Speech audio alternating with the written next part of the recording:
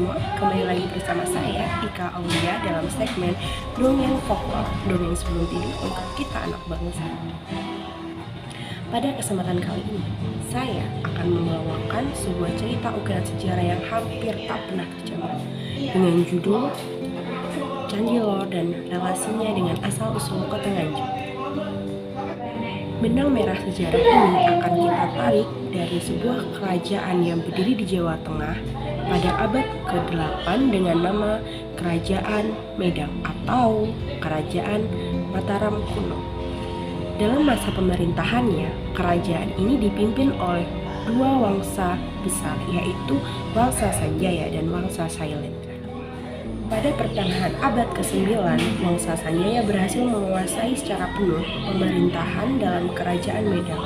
Hal itu sontak membuat Wangsa Sailendra harus keluar dari kerajaan Medang. Nah, setelah keluar dari kerajaan Medang, Wangsa Sailendra mulai memasuki jajaran para petinggi dari kerajaan Sriwijaya.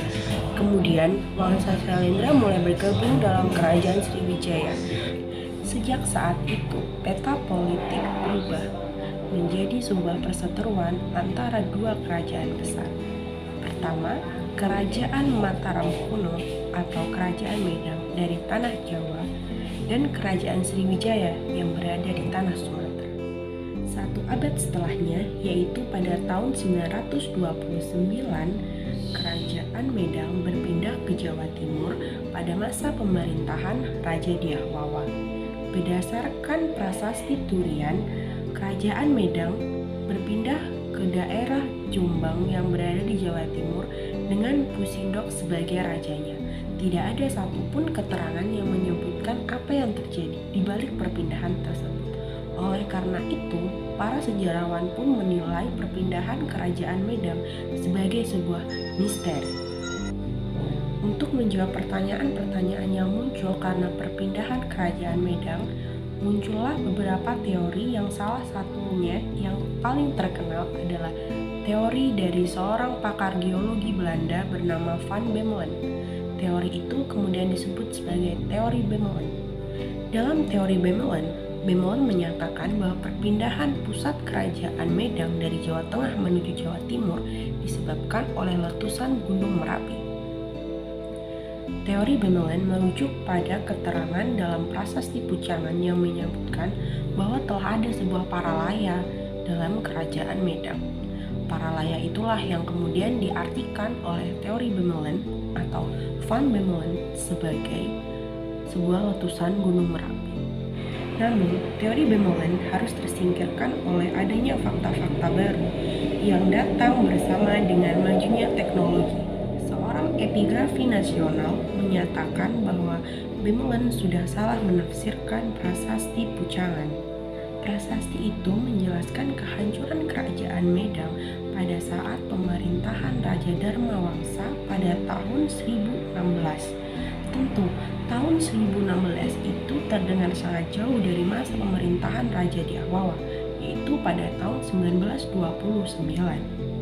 Selain itu, pada tahun 1016, pemerintahan Kerajaan Medang sudah berada di Jawa Timur sejak lama. Lalu, pakar vulkanologi nasional menyatakan bahwa pada tahun 2005 ditemukan bahwa letusan Merapi atau letusan dahsyat Merapi terjadi pada tahun 1882, 2 pada tahun 960, dan yang ketiga pada tahun 1252. Tentu dari ketiga tahun ini tidak ada yang berdekatan dengan tahun di mana pemerintahan Raja Dyah Wawa berakhir, yaitu pada tahun 929. Pada tahun 929 tidak ada sebuah letusan Merapi. Berdasarkan fakta-fakta tersebut, teori Bemmelen tidak dapat lagi digunakan sebagai acuan atau tidak dapat digunakan lagi sebagai alasan dibalik perpindahan Kerajaan Medang atau perpindahan pusat Kerajaan Medang dari Jawa Tengah menuju Jawa Timur. Lalu, saat itulah prasasti Anjuk Ladang mulai menunjukkan eksistensinya. Prasasti Anjuk Ladang memang tidak menjelaskan secara rinci apa yang terjadi di balik perpindahan pusat Kerajaan Medang dari Jawa Tengah menuju Jawa Timur. Tetapi prasasti Anjuk Ladang menjelaskan peresmian sebuah bangunan tempat beribadah yang disebut Sri Jaya Merta yang berlokasi di dekat sebuah tugu kemenangan atau Jaya Stamba. Tak hanya itu, nama Anjuk Ladang yang berarti tanah kemenangan pun menjadi sorotan. Dari istilah-istilah tersebut, mulai dari Sri Jaya Merta, Jaya Stamba, atau Tugu Kemenangan, juga Anjuk Ladang sendiri yang berarti tanah kemenangan, dapat ditarik satu kesimpulan bahwa sempat atau pernah terjadi sebuah peristiwa monumental tentang sebuah kemenangan yang terjadi di tanah Anjuk Ladang. Benar, peristiwa tersebut adalah peperangan yang dialami oleh Pusindok di wilayah Nganjuk. Seorang sejarawan lokal Nganjuk menjelaskan kronologis perang yang dialami oleh Empu Sindok pada wilayah Nganjuk pada tahun 1929 itu. Awalnya, kerajaan Sriwijaya telah mengirim pasukannya atau pasukan Sriwijaya telah meluluhlantahkan pusat kerajaan Medang yang berada di Jawa Tengah.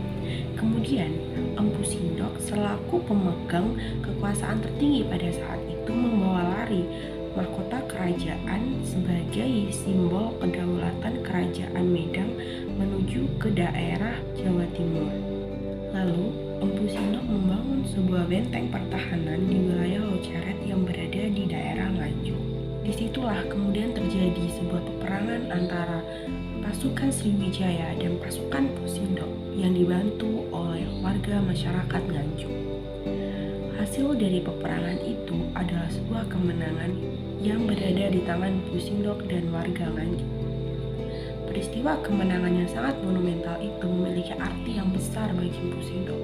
Oleh karena itu, Pusindok membangun sebuah tugu tanda kemenangan yang kemudian disebut Jaya Stamba yang berada di desa yang berada di lokasi peperangan tersebut. Tak hanya itu, Empu Sindok juga turut membangun sebuah tempat peribadatan yang kemudian disebut sebagai Candi Lor atau Sri Jaya Merta. Candi Lor inilah yang kemudian menjadi cikal bakal berdirinya Kabupaten Nganjuk. Sekian dongeng folklore yang dapat saya sampaikan malam ini.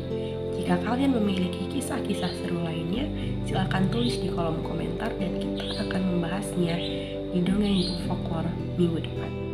Terima kasih sudah menonton. Sampai jumpa minggu depan. Wassalamualaikum warahmatullahi wabarakatuh.